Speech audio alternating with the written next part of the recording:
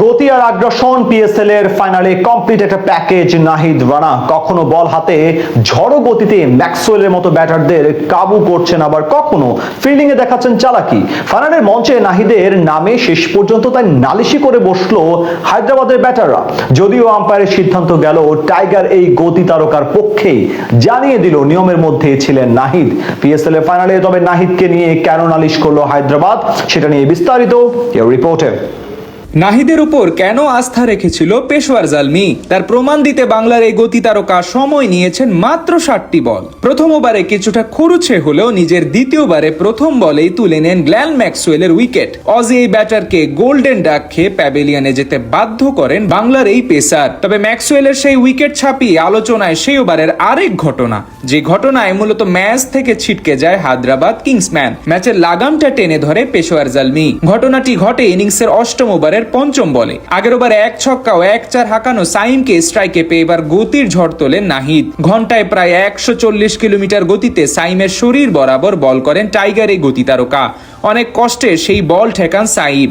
তবে অন্য প্রান্ত থেকে কুশাল পেরেরা রান নেওয়ার সময় যখন দৌড় দেন, তখন নাহিদও সেই বল গিয়ে দৌড়ে ধরতে যান। যদিও অন্য দিক থেকে ব্রেসওয়েল দৌড়ে আসায় থামতে হয় বাংলার এই গতি তারকাকে। আর তখনই ব্রেসওয়েল বল তুলে সোজা আঘাত হানেন স্ট্যাম্পে। ডাইভ দিয়েও রক্ষা পাননি কুশাল পেরেরা।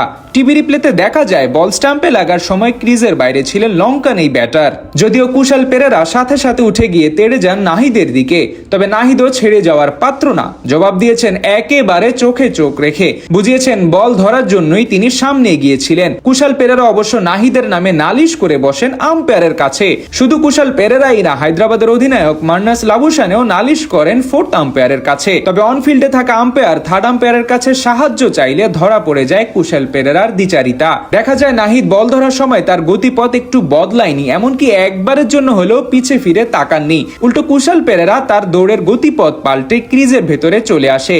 এই এক ভুল সিদ্ধান্তেই সময় মতো ক্রিজে পৌঁছাতে ব্যর্থ হন লঙ্কান এই ব্যাটার, আর নিজের ভুল আড়াল করতেই দায় চাপিয়ে দেন নাহিদ রানার কাঁধে। তবে 3rd আম্পায়ার অবশ্য ছিলেন সচেতন। নাহিদ নিয়মের বাইরে গিয়ে কিছুই না করায় কুশালের নালিশে কোনো কর্ণপাতই করেনি ফাইনালের আম্পায়াররা। বড় পর্দায় জানিয়ে দেয় রান আউট হয়ে ফিরতে হবে লঙ্কান এই ব্যাটারকে। ইনিংসের মাঝপথে এসে নাহিদের এই 1 ওভারে 2 উইকেট হারিয়ে কপালটা পড়ে যায় হায়দ্রাবাদের। ম্যাচে আর ফিরতে পারেনি সাইম আইয়ুবরা। নিজের 3য় ওভারে এসেও নাহিদ আবারও ঝড় তুলেছেন। হুনাইন শাহকে বোল্ড করে বিদায় করেছেন প্রায় 150 গতির 1 বলে।